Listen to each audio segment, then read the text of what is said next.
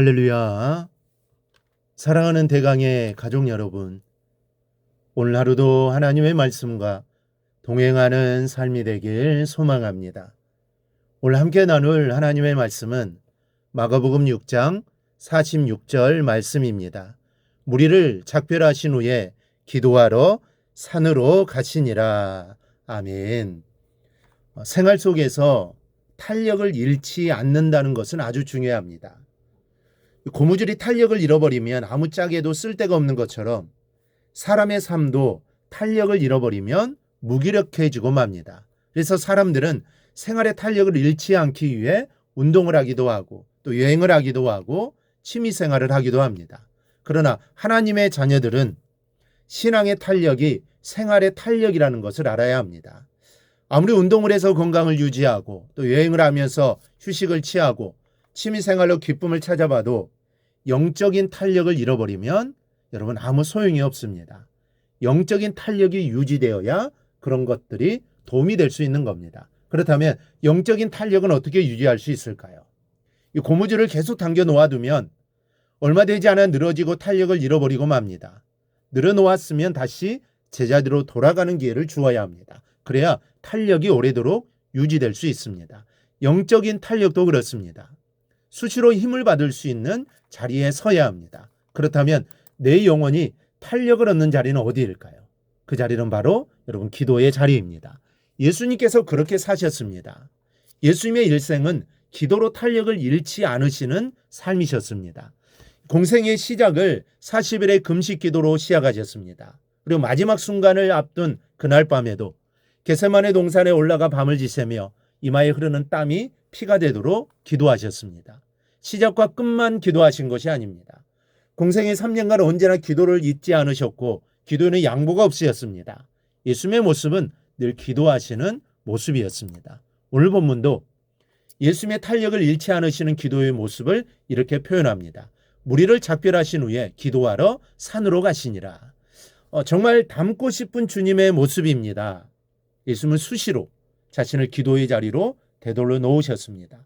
힘겨우실 때만 기도하신 것이 아닙니다. 능력이 필요하실 때만 엎드리신 것이 아닙니다. 오히려 기도를 잃어버리기 쉬운 그런 상황에서 자신을 기도의 자리로 어김없이 되돌려 놓으셨습니다. 오늘 우리는 본문에서 이런 주님의 탄력 있는 기도 생활을 본받아야 할 줄 믿습니다. 먼저 인정받는 자리에서 즉시 기도해야 합니다. 우리는 다른 사람이 나를 인정해주면 정신을 차리지 못합니다. 칭찬이라도 한마디 들으면 나밖에 보이는 것이 없습니다. 가장 하나님을 잊기 쉬운 자리가 어디인지 아십니까? 가장 기도하기 어려운 자리가 어떤 자리인지 아십니까? 내가 사람들의 인정을 받는 자리입니다. 사람들의 칭찬이 내 이름 위에 놓여지는 자리에서 가장 하나님을 잊기 쉽고 또 기도하기 어렵습니다. 그럴 때 우리는 신앙의 탄력을 잃어버리게 되는 것입니다. 오늘 본문을 보십시오.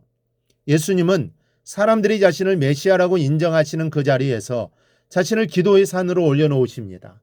오병이어의 기적으로 배를 불린 사람들이 얼마나 예수님을 칭송했겠습니까? 그러나 예수님은 사람들의 이런 칭송에 전혀 귀를 기울이지 않으십니다. 오히려 이런 사람들의 칭송과 움직임이 옳은 것인가를 하나님께 묻고 확인하는 분이셨습니다. 그러기에 자신을 왕 삼으려는 사람들의 움직임에 찬물을 끼얹으시고는 제자들을 떠나보내시고 사람들을 흩으신 다음 곧바로 기도하러 산으로 올라가신 것입니다. 이런 예수님의 기도의 탄력이 하나님께서 맡기신 일에 실수가 없도록 했습니다. 여러분, 기도의 탄력을 잃지 않는 사람이 실수하지 않습니다. 주님처럼 인정받는 그 자리에서 즉시 나를 기도의 자리로 되돌려 놓는 여러분들이 꼭 될 수 있기를 바랍니다. 또 하나, 내 주변에 사람이 모일 때 기도의 자리로 나를 돌려놓아야 합니다. 우리는 사람들이 내 주변에 모여들면 사람만 바라봅니다. 내게 물질이 모여지기 시작하면 또 물질만 바라보는 경향이 있습니다. 그러다가 사람 때문에 물질 때문에 정신을 못 차리는데 우리는 사람을 대주시는 분도 하나님이시요 물질을 허락하시는 분도 하나님이시다는 것을 잊지 말아야 합니다. 여러분, 하나님보다 사람을 좋게 하려는 자세는 우리가 버려야 할 겁니다. 하나님께 주신 사명보다 물질을 중시하는 마음이 있다면 이것은 큰일입니다. 여러분, 예수님의 모습을 보십시오. 예수님 주변에는 사람이 많이 모여야 합니다. 그래야 한 사람이라도 더 전도하고 또 고쳐주고 바로 세울 수 있는 것이 아닙니까? 그러나 모인 사람들이 하나님께서 원하시는 방향과 어긋났을 때는 여지없이 흩어버리셨습니다. 그리고는 다시 기도의 자리로 돌아가셨습니다. 여러분, 내 주변에 사람이 꼬일 때 조심해야 합니다. 사람들이 내 주변을 둘러싸도 사람에 파묻히지 말아야 합니다. 영적인 길을 잃을 수 있습니다. 그 자리는 바로 나를 기도의 자리로 되돌려야 하는 자리임을 잊지 마시기 바랍니다. 우리는 기도함으로 기도하는 것을 배워야 합니다.